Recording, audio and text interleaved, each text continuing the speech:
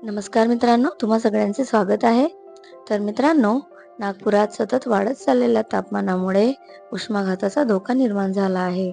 मागील काही दिवसांपासून तापमान 40°C पुढे गेले आहे आणि यामध्ये आणखी वाढ होण्याची शक्यता हवामान विभागाने वर्तवली आहे. त्यामुळे आवश्यक ती खबरदारी घ्यावी असे आवाहन करण्यात आले आहे. वाढत्या उष्णतेच्या पार्श्वभूमीवर नागपूर महानगरपालिका सज्ज झालेली आहे. त्यांनी उष्माघात प्रतिबंधक उपाययोजनांची अंमलबजावणी केली जात आहे. तर आपण बघूयात की आपल्याला उष्माघात झालाय हे कसे ओळखायचे. तर बघा, उष्माघाताची काही लक्षणे आहेत.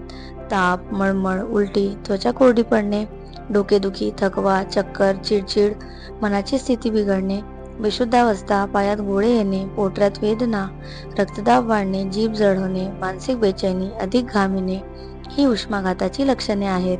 जर ही लक्षणे आढळल्यास त्वरित डॉक्टरांकडे संपर्क करावा.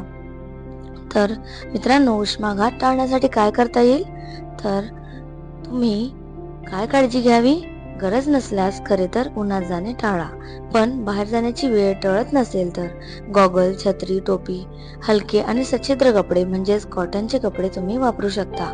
भरपूर पाणी, लिंबू पाणी, ताक आणि ORS इत्यादी द्रव पदार्थ जास्तीत जास्त प्यावे.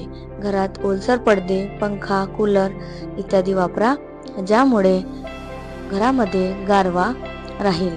प्रवासात पाण्याची बाटली नेहमी सोबत ठेवा. उष्माघातावर उपाययोजना म्हणून मनपा रुग्णालयांसह मेडिकल आणि मेयो रुग्णालयांमध्ये सुद्धा कोल्ड वॉर्ड उभारण्यात आले आहेत. सर्व ठिकाणी औषधांचा आवश्यक साठा ठेवण्यात आला आहे. शहरातील प्रमुख रस्त्यांवर संभाव्य उष्माघातग्रस्त भागांमध्ये पाणपोईची सुविधा करण्यात आली आहे. तर मित्रांनो, महानगरपालिका सुद्धा आपल्यासाठी काही प्रयत्न करते. तर बघा, सर्व उद्याने दुपारी देखील सुरू ठेवण्यात येत आहेत. म्हणजे जर कुठे तुम्हाला असं वाटलं की ऊन खूप जास्त होतंय तर तुम्ही कमीत कमी उद्यानामध्ये जाऊन बसू शकाल. 10 झोन स्तरांवर जनजागृती पत्रकांचे वितरण करून नागरिकांना मार्गदर्शन केले जात आहे. तर नागरिकांनो, पुन्हा तुम्हाला उन्हाच्या वेळी बाहेर जाणे आणि शारीरिक मेहनतीची कामे ही टाळावी लागणार आहेत. लहान मुले किंवा पाळीव प्राणी यांना बंद वाहनामध्ये ठेवू नका. कधी कधी कारमध्ये पाळीव प्राणी आणि लहान मुलांना ठेवून काच बंद करून ठेवली जाते, तर हे टाळा.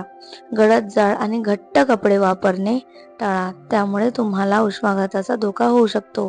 स्वयंपाक करतेवेळी दारे आणि खिडक्या बंद ठेवा आणि मद्य, चहा, कॉफी, सॉफ्ट ड्रिंक्स आणि शिळे अन्न खाण्याचे टाळा. त्यामुळे सुद्धा तुमच्या प्रकृतीला अपाय होऊ शकतो. व्हिडिओ शेवटपर्यंत बघितल्याबद्दल तुमचे खूप खूप धन्यवाद आणि अशाच नवनवीन व्हिडिओसाठी कृपया माझ्या चॅनलला सबस्क्राईब करा.